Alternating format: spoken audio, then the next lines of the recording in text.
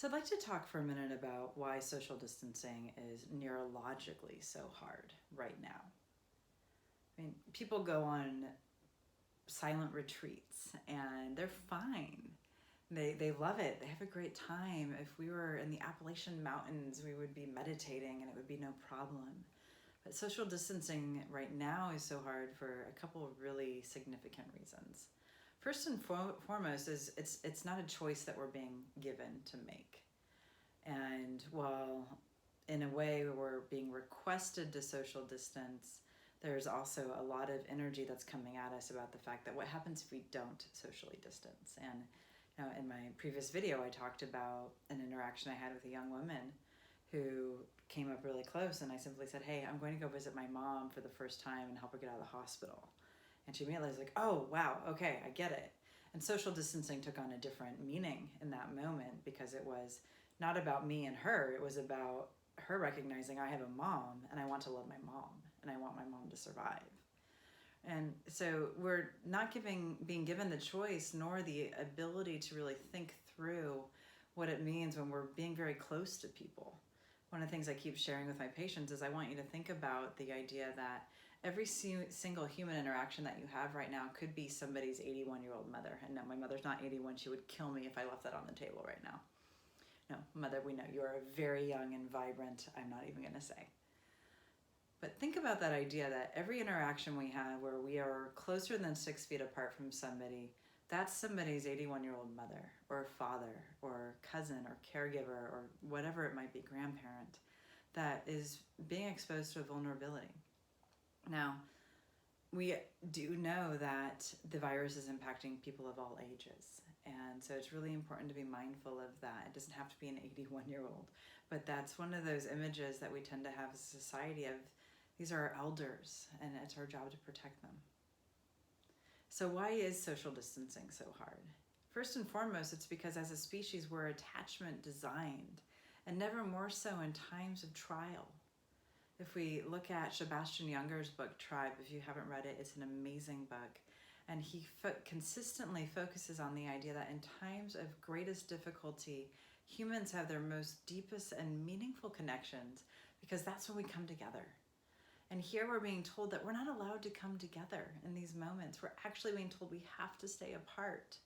And a part of our brain, the amygdala, which that's my area of specialization as a neuroscientist, that part of the brain is saying, I need a safe other right now. And we're saying, I'm sorry, amygdala, you don't get that. And it's so difficult for that part of our brain to make sense of it. And so when we see people who are going out in groups, who are connecting and engaging, I'd like to invite you just to hold a little bit of space of understanding that this is their connection point. And it's not as simple as this black and white thinking of social distancing, safe or not safe. There's so many gray areas. And it's really important right now that we have compassion and support one another and coming together and trending towards this idea of social altruism. Making the hard choices right now to separate ourselves so that as a community, as a tribe, we can be safe.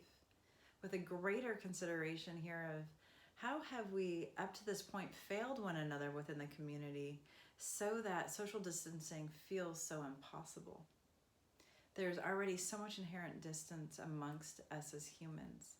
And this is a wonderful opportunity to find new ways to connect and engage, to find new opportunities for challenging the paradigms of isolation that are inherent in our day-to-day life right now, for using these tools where we get lost in a screen for hours and hours to instead say, I'm going to choose to pick up that screen and I'm going to reach out.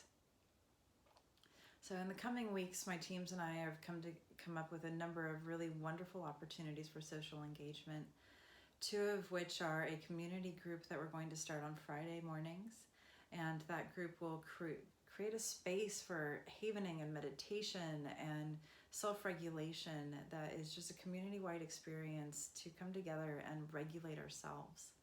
Additionally, we'll have an ongoing coronavirus support group that will be happening that is a time for connection and engagement, for discussion, for challenging the fear states and giving ourselves the opportunity to connect.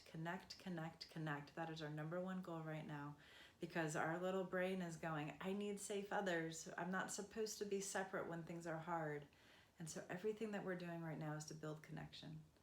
So I've linked the data for the upcoming groups, the workshops. We'll have Facebook Lives, everything that we're doing. Stay tuned to this YouTube channel for more and more videos. We have great interviews coming up with wonderful experts in this space. And ask questions. Tell us what you want to know more about. That's why we're here right now. Our goal is to give you information, because when we have information and when we have community and connection, guess what? We're okay. And that's all that we're looking for right now. So I look forward to healing with you in the future. And if you do find you'd like a little bit more additional support right now, we have offices throughout LA. We have Dr. Kate Truitt and Associates in Pasadena, www.drtruitt.com, as well as the Trauma Counseling Center in Studio City, Beverly, and Santa Monica.